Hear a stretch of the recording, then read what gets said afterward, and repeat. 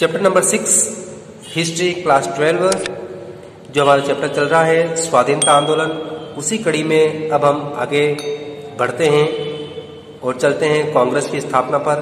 कांग्रेस की स्थापना कब हुई, क्यों की गई, इसके क्या उद्देश्य थे, उसके ऊपर चर्चा कर लेते हैं। अब कांग्रेस की स्थापना से पहले इसकी पृष्ठभूमि के बारे में देख लें। A.O. ह्यूम यानी कि एलन ऑक्टेवियन ह्यूम, ठीक है, जो कि एक अंग्रेज था। 1 मार्च 1883 को इसने कलकत्ता विश्वविद्यालय के जो स्नातक थे, जो ग्रेजुएट थे, स्टूडेंट्स थे, उनको एक पत्र लिखा और पत्र में उन्होंने क्या लिखा कि भारतीय जनता के लिए एक राजनीतिक संगठन यानी कि एक ऐसा संगठन बनाया जाए जो कि पूरी भारत की जनता का प्रतिनिधित्व करे, पूरे भारत की जनता के लिए आवाज उठाए, सरकार के साथ ने उनकी समस्याएं रखे। मई 1885 में ह्यूम ने यानी कि A.O. ह्यूम ने वायसराय डफरिन, जो उस समय भारत का वायसराय था, उससे इस संबंध में चर्चा की और उससे समर्थन प्राप्त किया कि भाई हमें ऐसा करना चाहिए, एक संगठन बनाना चाहिए जो कि जनता की मांगों को सरकार तक पहुंचाए और सरकार फिर इसके ऊपर विचार करे। तो ये बात डफरिन को पसंद आ गई कि ठीक है, आप बना लीजिए। प्रारंभ में संगठन का नाम इंडियन नेशनल यूनियन तय किया गया, यानी कि पहले तय किया गया कि जो संगठन बनाया जाएगा, राजनीतिक संगठन, उसका नाम इंडियन नेशनल यूनियन रखा जाएगा। लेकिन जब संगठन बना तो उसका नाम इंडियन नेशनल कांग्रेस रखा गया। इसकी स्थापना हुई 28 दिसंबर 1885 को, 28 दिसंबर 1885 को, ठीक है। अब इसका पहला सम्मेलन, स्थापना के साथ इसका पहला सम्मेलन जो होना था वो होना था कहां पर, पूना में। लेकिन उस समय पूना में प्लेग की बीमारी फैली हुई थी, हैजे की बीमारी फैली हुई थी, ठीक है। इसीलिए पूना की बजाय ये सम्मेलन हुआ 28 दिसंबर 1885 को बॉम्बे, ठीक है, बम्बई में हुआ। 28 दिसंबर 1885 को बम्बई के ग्वालियर टैंक मैदान के पास गोकुलदास तेजपाल संस्कृत पाठशाला में इसका पहला अधिवेशन हुआ, इसकी स्थापना हुई और उस समय इसका अध्यक्ष बनाया गया व्योमेश चंद्र बनर्जी को। देखिए ये नाम पहले आया है, ठीक है। और इसके अलावा इस पहली बैठक में, पहली मीटिंग में, सम्मेलन में 72 प्रतिनिधि सम्मिलित हुए थे। और कांग्रेस जो नाम लिया गया इस संगठन का, वो कांग्रेस नाम लिया गया अमेरिकी इतिहास से। अमेरिका की जो संसद का नाम जो है वो कांग्रेस है, ठीक है। शब्दार्थ इसका होता है लोगों का समूह। अब इसका लक्ष्य क्या था, इस संगठन का क्या लक्ष्य निर्धारित किया गया वो देखिए। उदारवादी दृष्टिकोण को अपनाया जाएगा, यानी कि संगठन उदारवादी दृष्टिकोण को अपनाकर लक्ष्य प्राप्ति हेतु वैधानिक आंदोलन का मार्ग चुनेगी, यानी कि जनता के सामने जो भी समस्याएं हैं वैधानिक तरीके से सरकार तक पहुंचाया जाएगा और सरकार उसके ऊपर विचार करके जो हो सकेगा वैसा समाधान करेगी। भारतीयों में राजनीतिक चेतना जागृत करना और उन्हें राजनीतिक रूप से शिक्षित करना और संगठित करना, ये 2 मुख्य रूप से इसके लक्ष्य थे। अब इसके उद्देश्यों पर चर्चा कर लेते हैं। देश हित में कार्य करना और भारतीयों के बीच व्यक्तिगत संपर्क और मित्रता की स्थापना करना। तो इसके लिए पूरे देश में हर जगह इस संगठन को पहुंचाया गया और लोगों को संगठन से जोड़ा गया और कांग्रेस के माध्यम से पूरे देश की जनता में एक जैसे राष्ट्रवादी विचार, राजनीतिक चेतना उत्पन्न करने की कोशिश की गई। नंबर 2, देश की जनता में जाति, धर्म, क्षेत्र, प्रांतीय भेदभाव को मिटा करके राष्ट्रीय एकता की भावना का विकास करना और उसे दृढ़ता प्रदान करना। फिर महत्वपूर्ण राजनीतिक व सामाजिक प्रश्नों पर भारतीयों के मत को व्यक्त करना। सार्वजनिक हित को आगे बढ़ाने के लिए उचित उपायों व नीतियों का निर्धारण करना। उचित उपाय यानी कि संवैधानिक लोकतांत्रिक उपाय के द्वारा, शांतिपूर्ण उपाय के द्वारा अपनी मांगों को सरकार तक पहुंचाना, ठीक है। पहले अधिवेशन, जो इसका पहला अधिवेशन हुआ कांग्रेस का, उसमें देखिए आप सरकार से जो इसने मांगे की, सबसे पहली बात रॉयल कमीशन स्थापित किया जाए, विधायिका काउंसिलों में प्रतिनिधियों की संख्या में वृद्धि की जाए, जो इसमें जो प्रतिनिधि हैं वो प्रतिनिधियों की संख्या बढ़ाई जाए। नंबर 2, उत्तर पश्चिम प्रदेश व पंजाब में काउंसिल की स्थापना, परिषद यानी कि विधान परिषद की स्थापना की जाए, ठीक है ना। जैसे आज विधानसभा होती है ना, वैसी विधानसभाओं की स्थापना की जाए, ठीक है। फिर साथ ही उन विधानसभाओं को बजट पर बहस करने का अधिकार दिया जाए, यानी कि सरकार जो बजट लाती है उस बजट पर बहस करने का अधिकार भी इनको दिया जाए। फिर सिविल सेवा परीक्षा का आयोजन भारत में भी किया जाए, यानी कि पहले सिविल सेवा परीक्षा का आयोजन कहाँ होता था? इंग्लैंड में होता था। अब इन्होंने मांग की कि इस परीक्षा का आयोजन भारत में भी करवाया जाना चाहिए। और साथ ही सेना का खर्च जो बहुत ही ज्यादा था, सरकार अपने कुल बजट का एक बड़ा हिस्सा सेना पर खर्च करते थे, उस खर्च में कटौती की जाए। ठीक है, ये इसकी कुछ मांगे थी जो पहले अधिवेशन में इसने सरकार के सामने रखी। कांग्रेस की स्थापना के संबंध में दृष्टिकोण, यानी कि कांग्रेस जो संगठन पार्टी स्थापित की गई, ठीक है ना, स्थापना करने के पीछे कौन से मुख्य कारण थे, क्यों स्थापित किया गया इस संगठन को? अंग्रेजों ने क्या सोचा कि अगर ये संगठन बनाया जाएगा तो वो क्या करेगा कि शिक्षित भारतीयों में जो असंतोष बढ़ता जा रहा है उस असंतोष को कम करने के लिए सुरक्षा वॉल की तरह काम करेगा, ताकि 1857 का दौरा न हो, 1857 की क्रांति फिर से न हो। यानी कि इस संगठन के माध्यम से ये शिक्षित लोग जो इनकी मांगे हैं, जो असंतोष है, उसको जो पत्र पत्रिकाओं के माध्यम से, प्रार्थना पत्रों के माध्यम से सरकार के सामने रखें, ठीक है, ताकि वो हथियार न उठाए। दूसरी बात, भारतीय दृष्टिकोण, ये तो अंग्रेजों का सोचना था। अब भारतीयों का सोचना क्या था कि कांग्रेस के उदारवादी बुद्धिजीवी नेताओं के द्वारा कांग्रेस का उपयोग अंग्रेजों के प्रहार से बचने का तड़ित चालक के रूप में, यानी कि अंग्रेज अगर कुछ भी करे, सरकार कुछ भी करे, तो पहले वो कांग्रेस के नेताओं से बातचीत करे, कोई भी कानून बनाए तो कांग्रेस के नेताओं से बातचीत करके फिर उसको लागू करे, इस तरह से उदाहरण के लिए। ठीक है, पहला अधिवेशन गोकुलदास तेजपाल संस्कृत पाठशाला बम्बई में हो गया 28 दिसंबर 1885 को। दूसरा अधिवेशन हुआ था 1886 को कलकत्ता में, जिसके अध्यक्ष थे दादाभाई नौरोजी, दूसरे अध्यक्ष दादाभाई नौरोजी। ठीक है, तीसरा अधिवेशन हुआ 1887 में मद्रास में हुआ था, बदरुद्दीन तैयब जी इसके अध्यक्ष थे और कांग्रेस के अध्यक्ष बनने वाले पहले मुस्लिम थे। ठीक है, पहले मुस्लिम अध्यक्ष कांग्रेस के। चौथा इसका अधिवेशन हुआ था 1888 में इलाहाबाद में और इसके अध्यक्ष थे जॉर्ज यूल, प्रथम यूरोपियन जो इसका अध्यक्ष बना था वो जॉर्ज यूल। ये 4 अधिवेशन खास तौर से, ठीक है, जिसमें पहला अधिवेशन कब हुआ, फिर पहला मुस्लिम अध्यक्ष कौन था, पहला यूरोपियन अध्यक्ष कौन था, किस अधिवेशन में बना, ठीक है ना, ये बातें।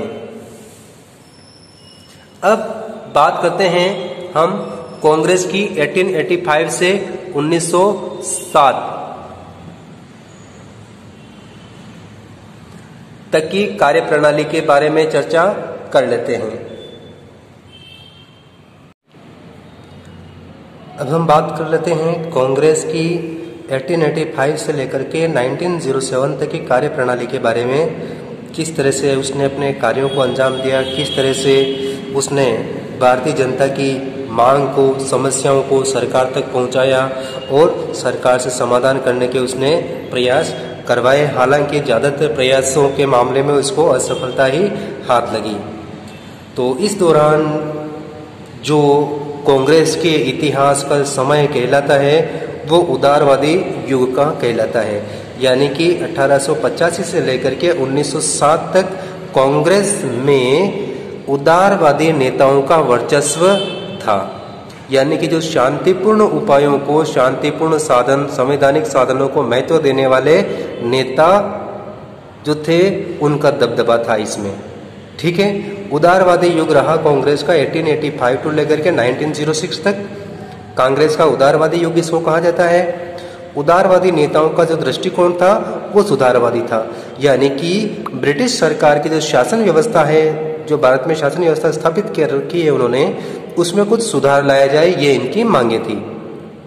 सरकार तक ये लोग अपनी मांग पहुंचाते थे, तो पहुंचाने का साधन अपनी मांग को, अपनी डिमांड्स को सरकार के सामने रखने के तरीके थे प्रार्थना पत्र देना, स्मृति पत्र देना और सरकारी अधिकारियों के पास शिष्टमंडल भेजना।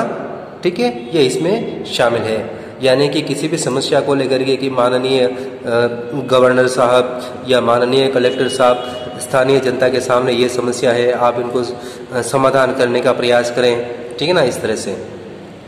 तो इस तरह के जो साधन हैं वो सुधारवादी साधन कहे जाते हैं। और ये अपेक्षा कर रहे थे कि सरकार शासन में कुछ सुधार कर देगी, ये इनकी अपेक्षा थी सरकार से।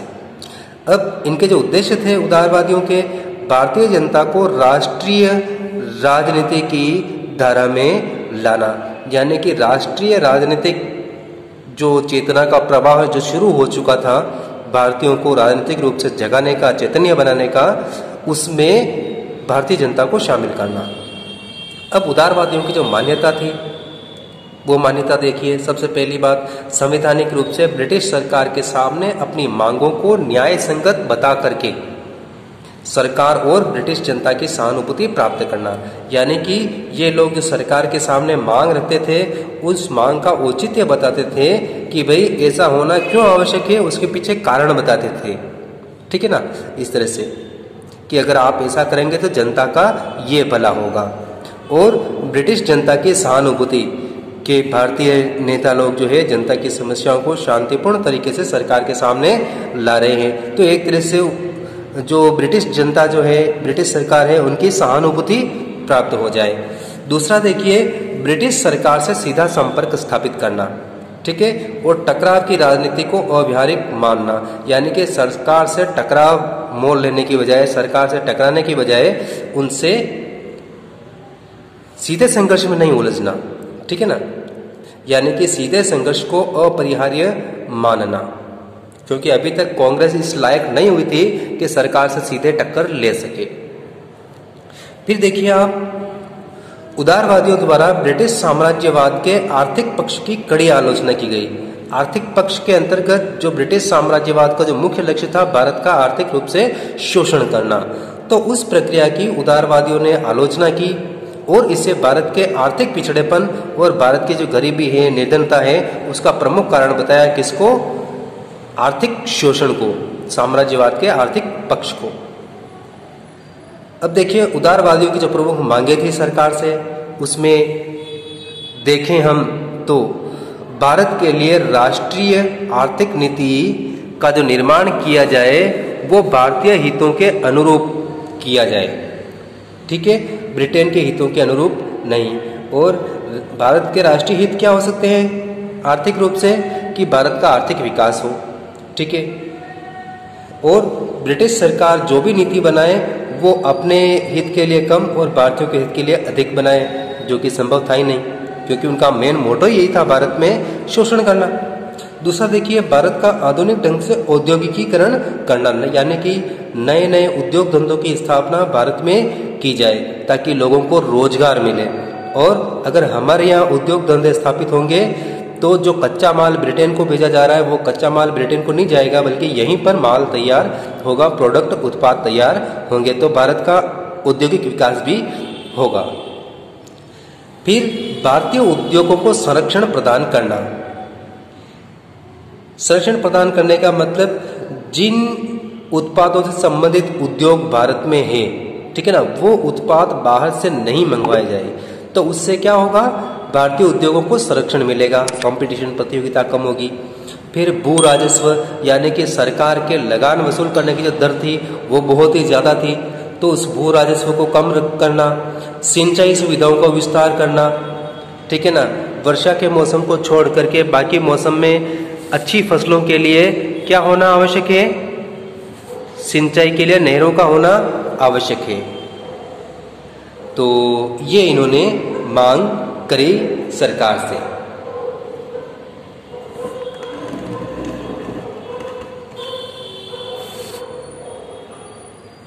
अब देखिए आगे इसी में कि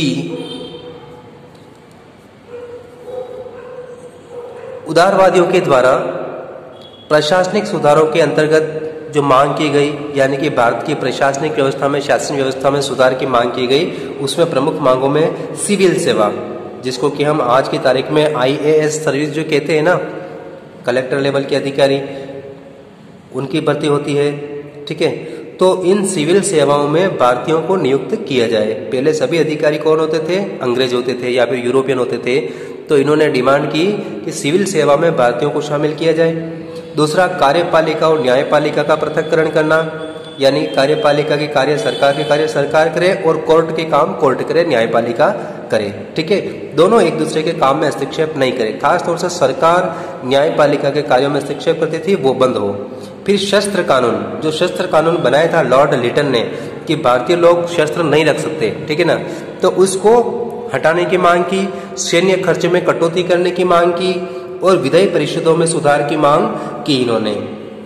यानी कि जो गवर्नर और गवर्नर जनरल की जो परिषदें थी, काउंसिल थी, ठीक है ना, कमेटी, उनमें सुधार करना। अब हम बात करें आगे तो देखिए आप, जब कांग्रेस की स्थापना हुई, उदारवादी नेताओं ने इस तरह की डिमांड्स रखी सरकार के सामने, तो सरकार कुछ जागी। ब्रिटिश संसद ने, ब्रिटिश सरकार ने भारत के लिए कानून बनाया, अधिनियम बनाया, एक्ट बनाया 1892 में। कांग्रेस की स्थापना के बाद में पहला अधिनियम बनाया गया। तो जिसमें क्या किया गया, नंबर 1, केंद्रीय और प्रांतीय विधान परिषदों में भारतीयों की संख्या में वृद्धि की गई। केंद्रीय यानी कि गवर्नर जनरल की कार्यकारिणी, और प्रांतीय विधान परिषदों में मतलब अलग अलग राज्य में जो गवर्नर होता था, उस गवर्नर की जो विधान परिषद होती थी उसमें भारतीयों की संख्या में वृद्धि की जाए। जैसे पहले 10 मेंबर होते थे उदाहरण के लिए, तो 10 ही अंग्रेज होते थे, ठीक है ना, तो अब 10 ही अंग्रेज की बजाय उसमें भारतीयों को भी नियुक्त किया जाए। ठीक है। नंबर 2, अप्रत्यक्ष निर्वाचन व्यवस्था, यानी कि निर्वाचन की प्रक्रिया शुरू की जाए, यानी कि मनमानी ना हो और जितने सदस्य हैं उनमें से कुछ सदस्यों का निर्वाचन की व्यवस्था इसके बाद शुरू हुई। फिर विधायी सदस्यों को प्रश्न पूछने का अधिकार, प्रश्न पूछने और बजट पर बहस करने का अधिकार दिया, यानी कि विधान परिषद में जो मेंबर्स होते थे, भले वो सरकार के मेंबर हो या चुने गए मेंबर हो जिनका निर्वाचन हुआ है, चुनाव हुआ है वो, ठीक है, इन सदस्यों को सरकार जो भी बजट लाती है उस बजट पर प्रश्न पूछने के, इस बजट में, इस मद में या इस योजना के लिए आपने इतना खर्च करने का प्रावधान किया है तो इतना क्यों किया, ठीक है ना, इस तरह से तो बहस करने का अधिकार इसमें दिया गया। अब देखिए आगे इसमें 1892 का जो अधिनियम आया था, इस अधिनियम से कुछ भारतीय असंतुष्ट थे, उन्होंने पसंद नहीं किया, अलग अलग तरह से उसकी आलोचना की कि भाई भारतीयों को जितना मिलना चाहिए उतना सरकार ने दिया नहीं। ठीक है। अब चलें आगे। कांग्रेस के उदारवादी युग में इससे अधिक सफलता प्राप्त नहीं हुई। इससे किसे? कांग्रेस को। कांग्रेस में जब तक उदारवादी युग था तब तक कांग्रेस को अधिक सफलता नहीं मिली, परंतु इसने क्या किया कि भारतीयों को अपने राजनीतिक, आर्थिक, सामाजिक और सांस्कृतिक हितों के प्रति जागरूक बनाया, ठीक है, जगाया, तथा भविष्य के संघर्ष के लिए संगठित, प्रशिक्षित, जागरूक किया उनको, तथा राष्ट्रवादी विचारों को जनता तक पहुंचाया। यानी कि सरकार के आर्थिक शोषण को ही सही, टकराव नहीं लिया, लेकिन फिर भी सरकार की नीतियां जो थी और उन नीतियों से भारत के लोगों को क्या नुकसान हो रहा था वो जनता के सामने रखा, ताकि भारतीय जनता जगे, उनमें चेतना उत्पन्न हो और वो अपने अधिकारों के लिए संघर्ष करे। तो इस तरह से राजनीतिक रूप से चेतना उत्पन्न करने का काम इन उदारवादियों ने किया।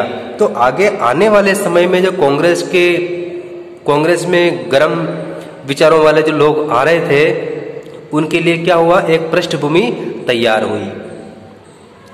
अब इस दौरान बात करें हम 1885 से लेकर के 1907 तक सरकार ने कांग्रेस के प्रति क्या व्यवहार किया या सरकार कांग्रेस के बारे में क्या सोचती थी। ठीक है। कांग्रेस के प्रति सरकार की नीति, सबसे पहली बात, 1888 के बाद ब्रिटिश सरकार का कांग्रेस के प्रति दृष्टिकोण सख्त होना शुरू हो गया, जब कांग्रेस ने भारतीय शासन में सुधार की मांगे उठाना प्रारंभ किया।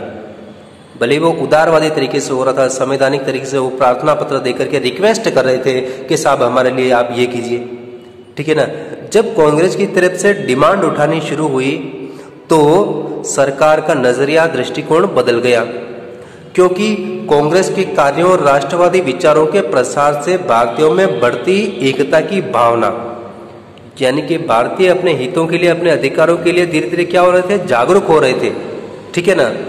तो अंग्रेजों में यह डर स्वाभाविक था कि अगर भारतीय लोग जागरूक हो गए तो हम यहाँ पर फिर शासन नहीं कर पाएंगे या शासन करने में कठिनाई आएगी।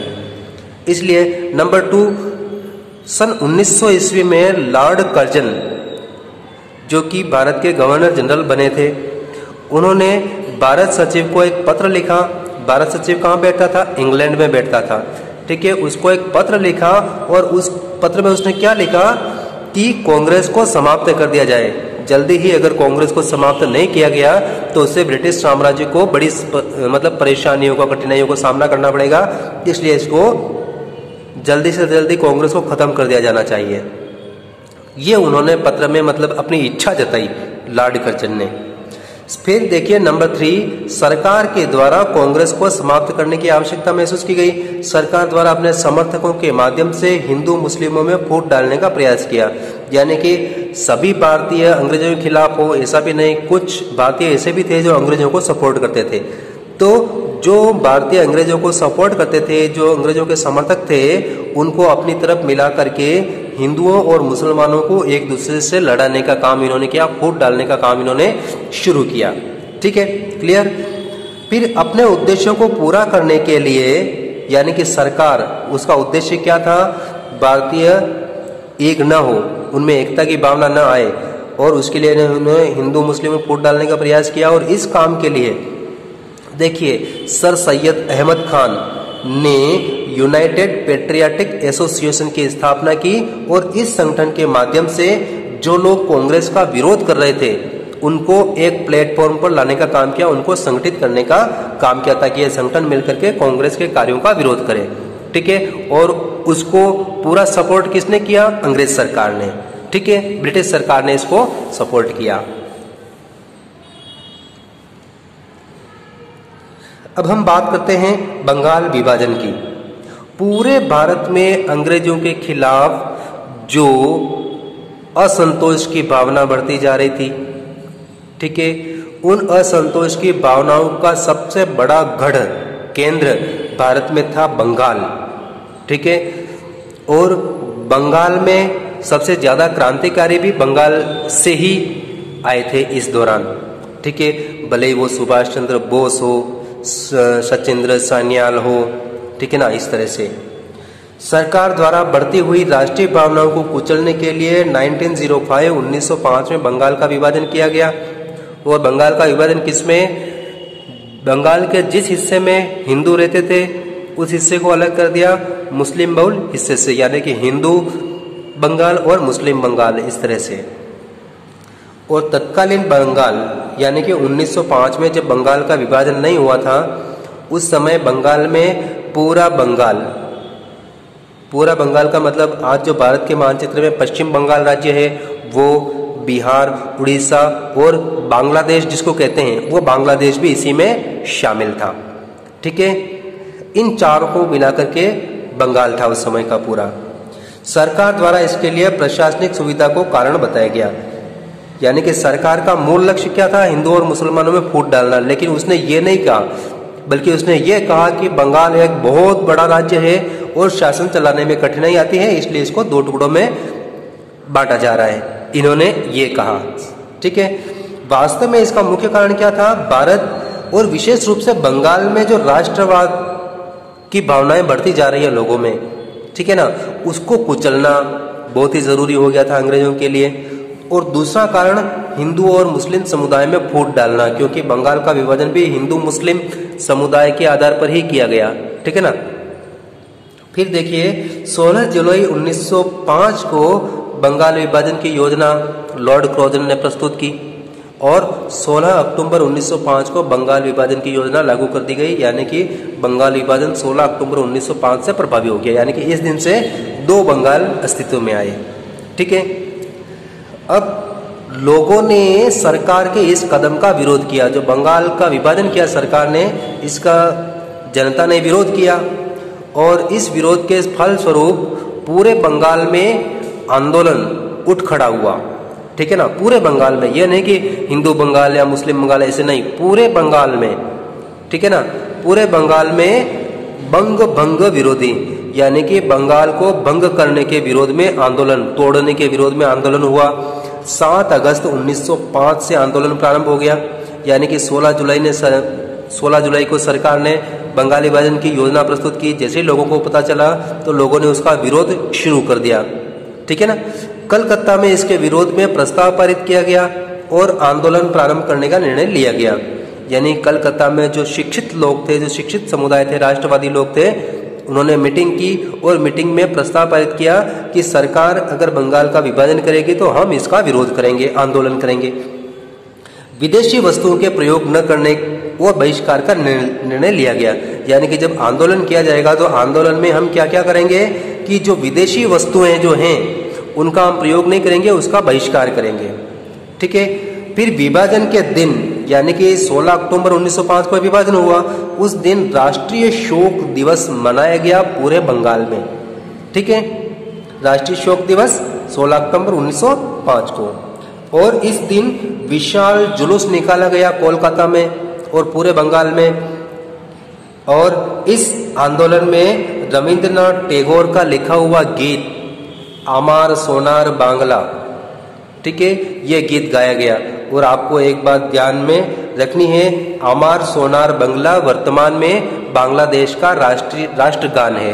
जैसे हमारे देश का राष्ट्रगान जन गण मन है, उसी तरह से आमार सोनार बांग्ला, जिसके रचयिता कौन थे? रविंद्रनाथ टैगोर, और ये वर्तमान में बांग्लादेश का राष्ट्रगान है, ठीक है। चले आगे।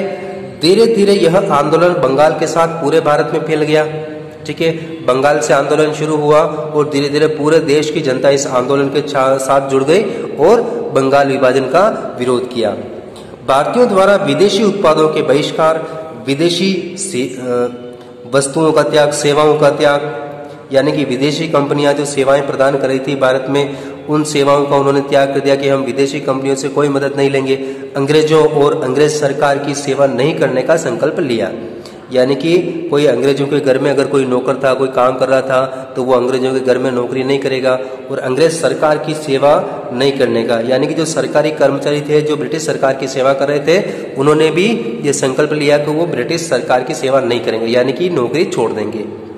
और अंत में जब ये आंदोलन बढ़ता चला गया तो सरकार इस आंदोलन के सामने झुकी और 1911 में सरकार ने बंग का जो उसका निर्णय था उसको रद्द कर दिया, ठीक है।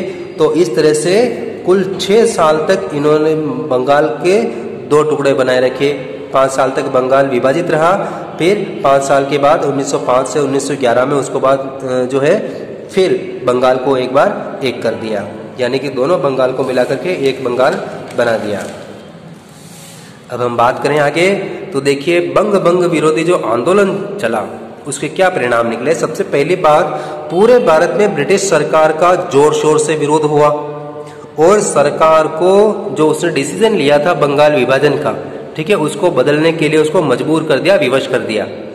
जब आर्थिक रूप से सरकार को नुकसान होने लगा, बहिष्कार जैसे उपायों के द्वारा, विदेशी वस्तुओं के उपयोग नहीं करने के उपाय के द्वारा, तो सरकार को, यूरोपियन व्यापारियों को, अंग्रेज व्यापारियों को इससे काफी नुकसान हुआ, ठीक है ना। खपत में काफी कमी आ गई विदेशी माल के, तो फिर सरकार को जो है अपना निर्णय वापस लेना पड़ा।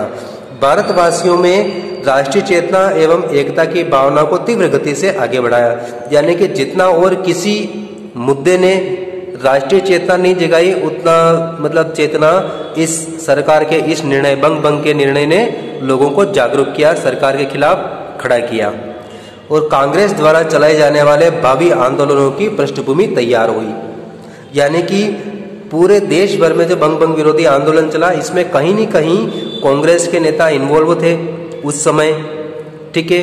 और इस आंदोलन का फायदा उठाते हुए कांग्रेस के कार्यकर्ताओं ने गांव-गांव, शहर-शहर अपने कार्यालय खोले, कार्यकर्ताओं को भर्ती किया और कांग्रेस का एक जनाधार इन्होंने खड़ा किया, ताकि उससे बाद में जो कांग्रेस द्वारा जितने भी आंदोलन चलाए गए, ठीक है ना, उन आंदोलनों में जनता का भारी सहयोग उनको प्राप्त हुआ, ठीक है, क्लियर।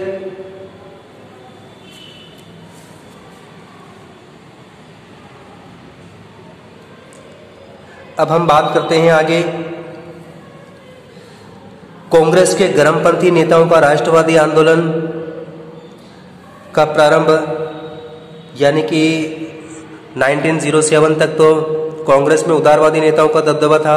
उसके बाद यानी कि इस दौरान जो अगर 1885 से 1905 की बात करें, 20 वर्षों के दौरान कांग्रेस में उदारवादी नेताओं का बोलबाला था और इनके तौर तरीकों से सरकार ने भारत की शासन व्यवस्था में जब कोई सुधार नहीं किया तो उससे क्या हुआ, असंतोष उत्पन्न हुआ। कांग्रेस के नेताओं में कुछ विरोधी नेता खड़े हो गए, उदारवादियों का जो विरोध कर रहे थे कि आपने इतने सालों से सरकार से आप इस तरीके से पेश आ रहे हैं, उनको रिक्वेस्ट भेज रहे हैं, उनको शिष्टमंडल भेज रहे हैं, फिर भी सरकार ने कोई काम नहीं किया, तो फिर ऐसे उदारवादी जो दृष्टिकोण है आपका वो किस काम का। तो इससे क्या हुआ कि गर्मपंथी नेताओं को बोलने का मौका मिल गया कि 20 सालों में जो है आप बिल्कुल ही असफल रहे हैं, उपलब्धियों के नाम पर आपके पास कुछ नहीं है, 0 उपलब्धियां हैं। तो इससे इनको बढ़ावा मिला। अब बात करें हम आगे, 1905 से 1907 के मध्य कांग्रेस के उदारवादी नरमपंथी नेताओं और गर्मपंथी नेताओं के मध्य मतभेद उत्पन्न होना शुरू हो गए और वो मतभेद धीरे धीरे बढ़ते ही जा रहे थे, ठीक है ना। विचारों का टकराव बढ़ते ही जा रहे थे। जैसे बाल गंगाधर तिलक, ठीक है, गर्मपंथी विचार वाले, ठीक है ना, गर्म दिमाग वाले, और दूसरे ठंडे दिमाग वाले नेता, ठीक है ना, गर्म दिमाग वाले और ठंडे दिमाग वाले, तो दोनों के बीच में पटरी बैठ नहीं पा रही थी। अब गर्मपंथियों का कांग्रेस में प्रभाव बढ़ने का कारण क्या था, क्यों इनका प्रभाव बढ़ा कांग्रेस में आगे जाकर के। तो सबसे पहली बात, गर्मपंथी नेता स्वदेशी और बहिष्कार आंदोलन को पूरे देश में फैलाना चाहते थे। यानी कि 1905 का जो बंग विरोधी आंदोलन हुआ था उसमें सबसे बड़े हथियार के तौर पर स्वदेशी और बहिष्कार जैसे शस्त्रों को अपनाया गया। यानी कि स्वदेशी उत्पादों को काम में लेना और विदेशी उत्पादों का बहिष्कार करना। तो ये पहले क्या बंगाल तक सीमित था, सिर्फ बंगाल में ही बहिष्कार हो रहा था। अब गर्मपंथी नेता चाहते थे कि पूरे देश में विदेशी माल का बहिष्कार किया जाए, जबकि जो नरमपंथी नेता थे वो इसके लिए तैयार नहीं थे कि अभी पूरे देश में बहिष्कार वाला सिस्टम नहीं करना, ठीक है। इसलिए नंबर 2, नरमपंथी उपाय, यानी कि 20 सालों से कांग्रेस के उदारवादी नेता जो नरमपंथी उपाय अपना रहे थे, जैसे संवैधानिक प्रयासों के द्वारा प्रार्थना पत्र देना, स्मृति पत्र देना, शिष्टमंडल भेजना, इनसे गर्मपंथी असंतुष्ट थे कि आपने इन तौर तरीकों से अभी तक सरकार से कुछ खास हासिल नहीं किया है, जो हमें चाहिए वो हमें अभी तक नहीं मिला है, आज़ादी हमें अभी तक नहीं मिली है आपके प्रयासों से। फिर देखिए पिछले 20 वर्षों के इतिहास, यानी कि 1885 से लेकर के 1905 ईस्वी तक की उपलब्धियों की दृष्टि से उदारवादियों की उपलब्धियां सिर्फ नाम मात्र की थी, ना के बराबर उपलब्धियां, कुछ खास नहीं, ठीक है। उदारवादियों का बंग के संबंध में दबी हुई प्रतिक्रिया से नाराजगी, यानी कि जैसा कि मैंने इससे पहले बताया था कि उदारवादी सरकार से सीधा टकराव नहीं लेना चाहते थे, ठीक है। तो बंग का भी इन्होंने विरोध किया उदारवादियों ने, लेकिन बहुत ही दबी जबान से, कि सरकार तक कांग्रेस की आवाज ही नहीं पहुंचे कि कांग्रेस क्या चाहती है, ठीक है ना। उदारवादी नेताओं की आवाज भी मान नहीं गई होगी दबी हुई जबान की वजह से, ठीक है। 1905 में बंगाल विभाजन हो गया। गर्मपंथियों में असंतोष बढ़ने लगा कि आप सरकार से इस तरह से पेश आ रहे हैं, आपने संवैधानिक उपाय अपनाए हैं, इसके बावजूद भी सरकार ने बंगाल का विभाजन कर दिया, ठीक है, हिंदुओं और मुसलमानों को आपस में लड़ाने के लिए। और फिर 1905 में बंगाल विभाजन के बाद 1906 में कलकत्ता में अधिवेशन हुआ कांग्रेस का, ठीक है। अब इसमें गर्मपंथी नेता बाल गंगाधर तिलक के स्थान पर दादा भाई नौरोजी का कांग्रेस का अध्यक्ष चुना जाना। यानी कि गर्मपंथी या गर्म दिमाग वाले जो कांग्रेस के नेता थे वो चाहते थे कि बाल गंगाधर तिलक को कांग्रेस का अध्यक्ष बनाया जाए, लेकिन फिर भी अभी तक भी क्या है कि कांग्रेस में बहुमत किसका था, उदारवादियों का। तो उन्होंने बाल गंगाधर तिलक की जगह पे दादा भाई नौरोजी को कांग्रेस का अध्यक्ष बना दिया, इनको जिता दिया। लेकिन इस अधिवेशन में भले ही अपना अध्यक्ष नहीं बना, लेकिन उन्होंने कांग्रेस कमेटी से इन चीजों के ऊपर सहमति प्राप्त कर ली। स्वदेशी, बहिष्कार, राष्ट्रीय शिक्षा और स्वशासन, इनके ऊपर 4 प्रस्ताव कांग्रेस की इस बैठक में पारित करवा लिए, ठीक है। जो स्पष्ट रूप से गर्मपंथियों के प्रभाव को कांग्रेस में बढ़ते हुए दिखाता है कि कांग्रेस में किस तरह से गर्म दिमाग वाले नेताओं का प्रभाव बढ़ता जा रहा है, गर्मपंथियों का प्रभाव बढ़ता जा रहा है। ये दर्शाता है उनके द्वारा जो ये 4 उपाय बताए गए उन उपायों को प्रस्ताव के रूप में पारित करवाना। ठीक है, अब हम बात करते हैं स्वदेशी आंदोलन की। स्वदेशी आंदोलन के अंतर्गत देखिए दोस्तों, बंग विरोधी आंदोलन में अहम भूमिका निभाने वाले उपाय कौन कौन से? स्वदेशी, बहिष्कार, राष्ट्रीय शिक्षा। ठीक है, इन सब का पूरे भारत में ब्रिटिश साम्राज्यवाद के विरोध में शक्तिशाली शस्त्र के रूप में प्रयोग में लाए गए। ठीक है, यानी कि इनको एक हथियार की तरह इस्तेमाल किया गया ताकि सरकार को आर्थिक रूप से नुकसान पहुंचाया जाए, अंग्रेजों को, यूरोपीय लोगों को जो यहाँ व्यापार कर रहे थे उनको आर्थिक रूप से नुकसान पहुंचाया जाए। इसके लिए इन्होंने स्वदेशी बहिष्कार का हथियार के रूप में इस्तेमाल किया गया ताकि सरकार को आर्थिक रूप से, अंग्रेजों को आर्थिक रूप से नुकसान हो। ठीक है, फिर नंबर 2 देखिए, स्वदेशी को गति देने के लिए स्वदेशी आंदोलन जो शुरू हुआ यहाँ से, वो फिर बाद के 1947 तक ये स्वदेशी बहिष्कार, ये उपाय काम में लिए जाते रहे। बाद में गांधी जी ने भी इन उपायों को अपना लिया था और अपने हर आंदोलन में इनको शामिल किया था। तो स्वदेशी आंदोलन को गति देने के लिए पूरे देश में स्वयंसेवी संगठन, एनजीओस, जन समितियों की स्थापना की गई तथा उनके माध्यम से विदेशी वस्तुओं का बहिष्कार, विदेशी माल की दुकानों पर धरना देना, खरीदने वालों का सामाजिक बहिष्कार करना, यानी कि जो व्यक्ति विदेशी माल को खरीदता है उसका सामाजिक बहिष्कार, सोशल बाइकआउट करना, ऐसे साधनों का खूब प्रयोग हुआ बंग विरोधी आंदोलन में। फिर भारतीयों को स्वदेशी के प्रयोग की शपथ दिलाई गई कि आप हमेशा अपने जीवन में अपने देश में बनी हुई वस्तुओं का ही उपयोग करेंगे, विदेशी वस्तुओं का उपयोग नहीं करेंगे। इस तरह की उनको कसम दिलवाई गई। फिर स्वदेशी आंदोलन का बंबई में नेतृत्व करने वाले कौन थे? बाल गंगाधर तिलक। इस आंदोलन का बंबई में नेतृत्व बाल गंगाधर तिलक ने किया, लोगों को जागरूक किया स्वदेशी और बहिष्कार के लिए।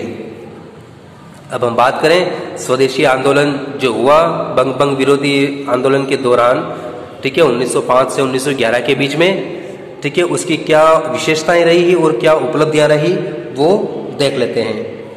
सबसे पहली बात, आत्मनिर्भरता। भारत आत्मनिर्भरता के मार्ग पर आगे बढ़ा और खादी और चरखे को बढ़ावा मिला। दूसरा, राष्ट्रीय शिक्षा पद्धति पर आधारित स्कूल कॉलेजों की स्थापना होना शुरू हो गई, यानी कि उन्होंने राष्ट्रीय शिक्षा की बात भी की थी इसमें। ठीक है, कि अंग्रेजों ने जो शिक्षण संस्थाएं स्थापित की है, जो सरकारी शिक्षण संस्थाएं हैं, उनके स्थान पर राष्ट्रवादी जो भारतीय नेता थे उन्होंने जो राष्ट्रीय शिक्षा प्रदान करने के लिए जो नए नए स्कूल कॉलेज खुले, उनकी स्थापना शुरू हुई। आर्थिक क्षेत्रों में देशी उद्योगों को बढ़ावा दिया गया। ठीक है, जो बड़े बड़े उद्योगपति, पूंजीपति थे भारतीय, उन्होंने भारत में उद्योग लगाना शुरू किया। पहले वो लोग विदेश से तैयार माल मंगवाते थे, ठीक है, अब उन्होंने भारत में ही नए नए उद्योगों को लगाना शुरू कर दिया, जैसे कपड़ा मिल, हैंडलूम उद्योग, राष्ट्रीय बैंकों की स्थापना, बीमा और बीमा कंपनियों की स्थापना। भारत की आज़ादी से पहले देश में कितने बैंक थे? प्राइवेट बैंक, ठीक है, जो भारतीयों द्वारा चलाए जा रहे थे, ठीक है ना, बहुत सारे बैंक थे, ठीक है ना, 10-15 बैंक थे। तो इन बैंकों की स्थापना भी हुई थी। फिर देखिए, प्रथम भारतीय औद्योगिक सम्मेलन का आयोजन हुआ 1906 में बनारस में, रमेश चंद्र दत्त की अध्यक्षता में हुआ प्रथम औद्योगिक सम्मेलन भारतीयों का। आंदोलन से भारत में ब्रिटिश और विदेशी सामान की खपत में अत्यधिक कमी आई, यानी कि आंदोलन से पहले बंग विरोधी जो आंदोलन हुआ बंगाल विभाजन को लेकर के, जब आंदोलन शुरू नहीं हुआ था उस समय ब्रिटेन से और दूसरे देशों से जो विदेशी माल हमारे यहाँ आता था, भारत में आता था, उसकी मात्रा में काफ़ी कमी आ गई, यानी कि लोगों को जो भारतीय जनता थी वो स्वदेशी के प्रति जागरूक हुई, तो उन्होंने विदेशी सामान का उपयोग करना धीरे धीरे बंद कर दिया, तो खपत में कमी हो गई विदेशी माल की। फिर देखिए, राष्ट्रवादी साहित्य और पत्रकारिता का विकास हुआ। राष्ट्रवादी साहित्य का मतलब राष्ट्रीय भावनाओं को उभारने वाले, राष्ट्रवादी देशभक्ति की भावनाएं लोगों में जगाने वाले साहित्य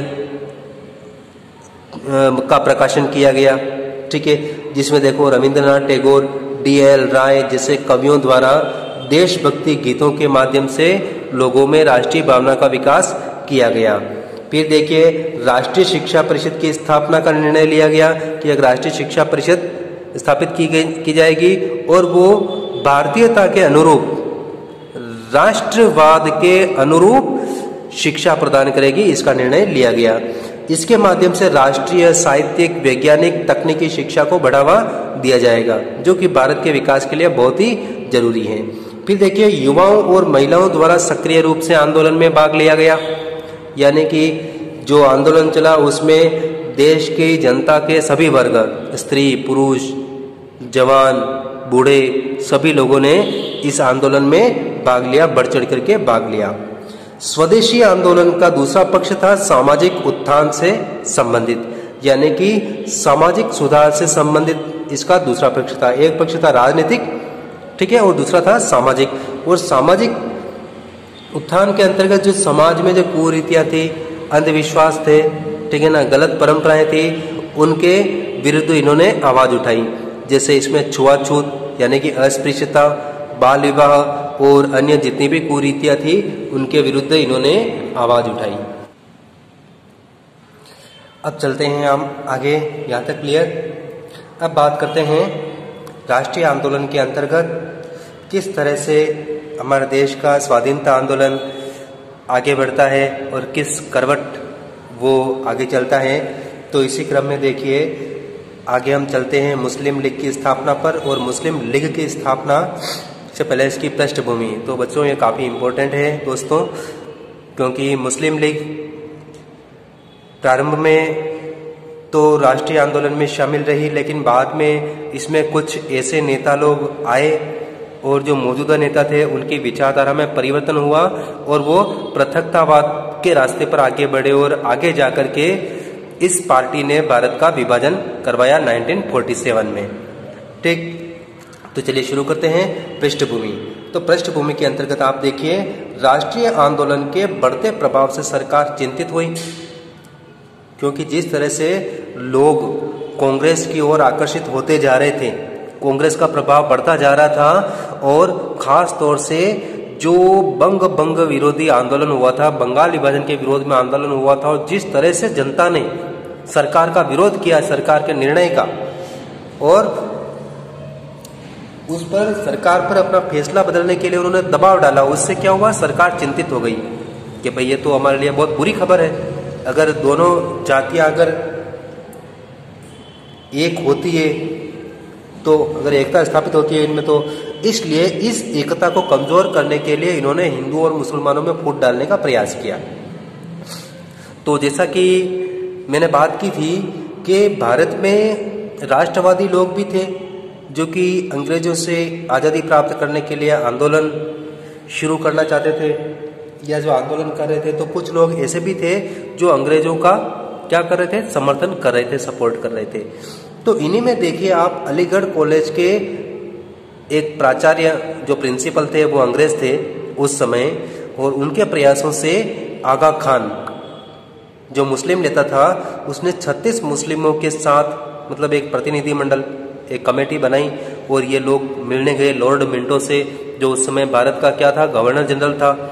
और मुलाकात करके उसने क्या डिमांड की सरकार से, गवर्नर जनरल से, कि जो प्रतिनिधि संस्थाएं हैं यानी कि जो विधान परिषदें वगैरह हैं, इनमें मुस्लिमों को राजनीतिक महत्व दिया जाए। राजनीतिक महत्व का सीधा सीधा मतलब मुसलमानों को उसमें आरक्षण देना, उनकी सीटें आरक्षित करना, ठीक है, ये चीज। और ब्रिटिश साम्राज्य की रक्षा में योगदान, यानी कि ब्रिटिश साम्राज्य को की स्थापना करने में, फिर उसको बनाए रखने में उस मुस्लिम समाज ने जो योगदान दिया है, उस योगदान के अनुरूप उनको स्थान दिया जाए, किसमें, प्रतिनिधि संस्थाओं में। विधान परिषदों में मुस्लिमों के लिए निर्वाचक मंडल की मांग की गई कि इनका अलग से निर्वाचन मंडल होना चाहिए, इस तरह की मांग की गई, ठीक है।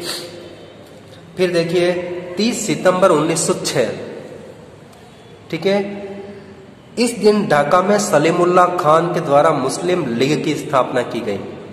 मिला कौन, आगा खान। स्थापना किसने की, सलीमुल्लाह खान ने 30 दिसंबर 1906 को ढाका में, ठीक है। इसका पहला अध्यक्ष कौन था, वकार उल मुल्क। इसका उद्देश्य ब्रिटिश सरकार का समर्थन करना, सपोर्ट करना उसको। और नंबर 2, मुस्लिमों के लिए सरकार से सुविधाएं प्राप्त करना। नंबर 3, सरकार का उद्देश्य। ये 2 तो मुस्लिम लीग के उद्देश्य थे, लेकिन सरकार का उद्देश्य क्या था, सरकार लीग से क्या चाहती थी, वो देखिए कि लीग के माध्यम से कांग्रेस के प्रभाव को कम करना, ठीक है ना। यानी कि कांग्रेस का जो प्रभाव बढ़ रहा है देश में जनता के ऊपर, उसके प्रभाव को कम करना, ठीक है। तो लीग द्वारा 1905 में जो बंगाल विभाजन किया गया, उस बंगाल विभाजन का इन्होंने जो फैसला था सरकार का, उस फैसले का विरोध किया। और जो आंदोलन चल रहा था बंगाल विभाजन के विरोध में, उस आंदोलन का इसने क्या किया, विरोध किया कि कांग्रेस के द्वारा और जनता के द्वारा बंगाल विभाजन का जो विरोध किया जा रहा है वो विरोध गलत है, ये कहा लीग ने, और विभाजन का समर्थन किया। तो दोस्तों, इसके साथ ही हम आज का अपना ये जो टॉपिक है, चैप्टर है, यहीं पर समाप्त करते हैं। और इसी चैप्टर को हम अपने आने वाले नेक्स्ट वीडियो में आगे जारी रखेंगे।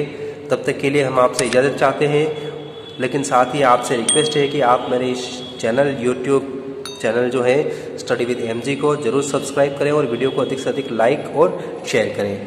तो जल्दी ही मुलाकात होगी नेक्स्ट वीडियो में।